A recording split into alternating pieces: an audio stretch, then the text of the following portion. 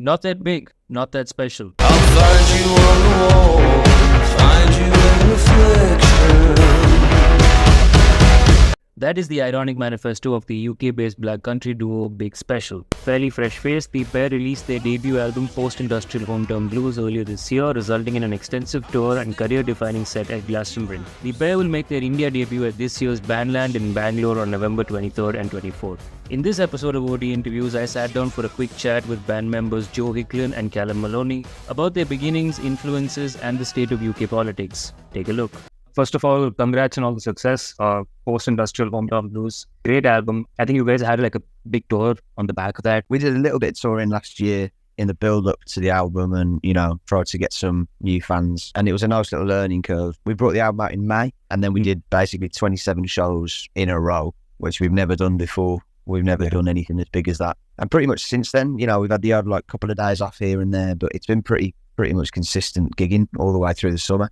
It's very tiring. It's a brand new job to us that we've never done this much gigging in our lives, but it's me and my best mate going around different countries we've never been, sampling all the nice drinks and food and meeting all the nice people and getting to play our music. We're loving it. It's very tiring, but so was our old jobs and we didn't like them. So this is much more fun. I read somewhere that the album itself was kind of already partly conceptualized before you guys became a band. So when did the band happen? It was in lockdown, so the idea of Big Special came out of experimenting, making music in a bit of a different way, mix things up and do something different whilst we had the downtime really that everyone had because of lockdown. And yeah, so we worked on the album a good couple of years before we even started gigging really. Cal was busy with different work and stuff as well, so I didn't know if he could join the band at first, but after some convincing he joined up and yeah, we just spent a lot of time figuring out what the band would be and our sound and how we should record our music and stuff, and we just had a good amount of downtime really building up what we were going to do before we hit the ground running really. When lockdown cleared and we started gigging, I think we had a good amount of tricks in our back pocket then ready to go. And as everything kind of happened quite quickly after that, so it was good to stay ahead of the curve,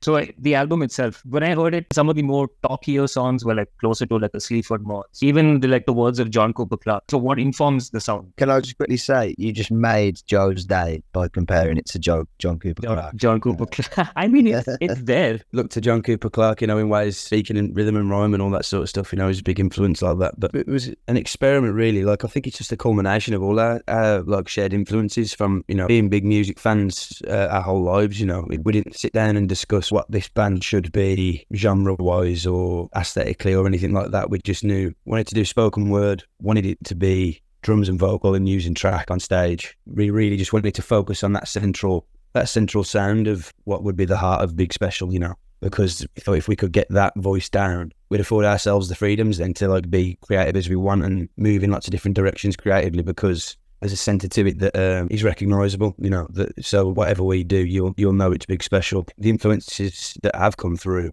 have kind of just happened naturally, really, just from us playing together and loving music and what's inspired us and stuff like that.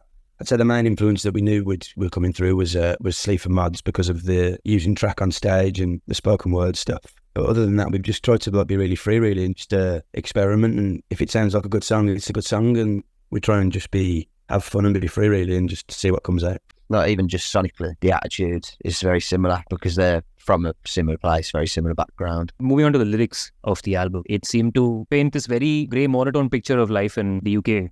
Lyrically we just try and be honest, and be right honest depictions of self and what we observe and stuff, in our life and that. So when working class people make artwork and stuff like that, it's inherently political if you're being honest about yourself and your surroundings. You can't really. It's there and it's included in every day. That's what's happening. That's what's happening and that's what's happened to us. And the aim of the album is just to make something honest. There is a line I think that goes, "This machine kills stories." Are there any changes to this sort of stance after Keir Starmer? It's funny you ask.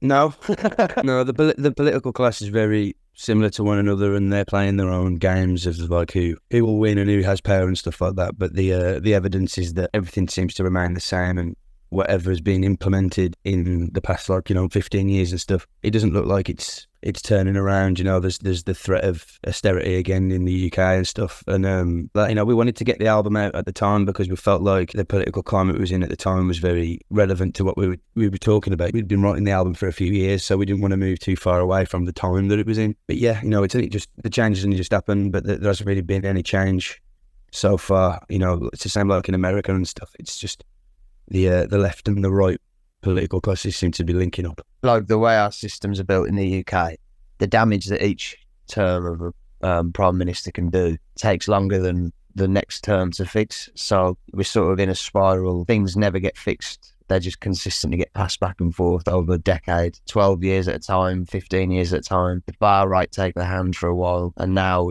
we've got a slightly less right-wing, but still right-wing party in place. In his opening, couple of months, we've had basically the same decisions to not tax the rich, to force austerity on the working classes and the more underrepresented people. Yeah, in terms of having any faith that the next 4 years are going to be any different, it's not been a great start, to be honest. I think, yeah, as Joe has touched on, even though we specifically mentioned Tories in the lyrics, that's just because that was who was in power when we wrote that song. There's very little political hope in this country, really. I'm going to quickly get to the fun bits.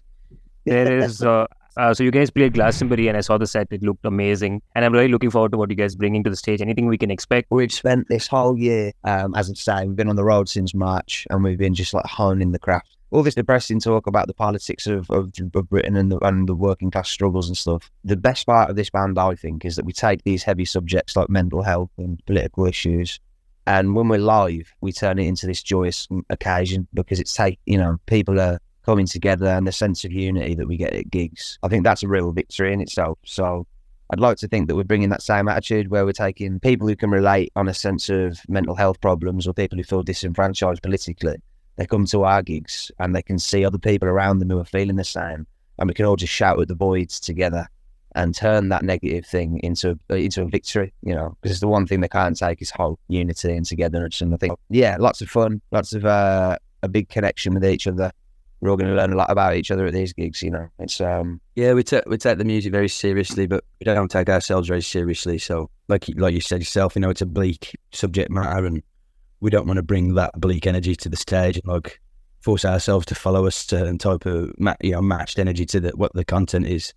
We'd rather turn that into something good. And once we get on stage, we're best mates on stage, having a laugh and having fun, and same as the people in the crowd. We just get together and scream at the darkness.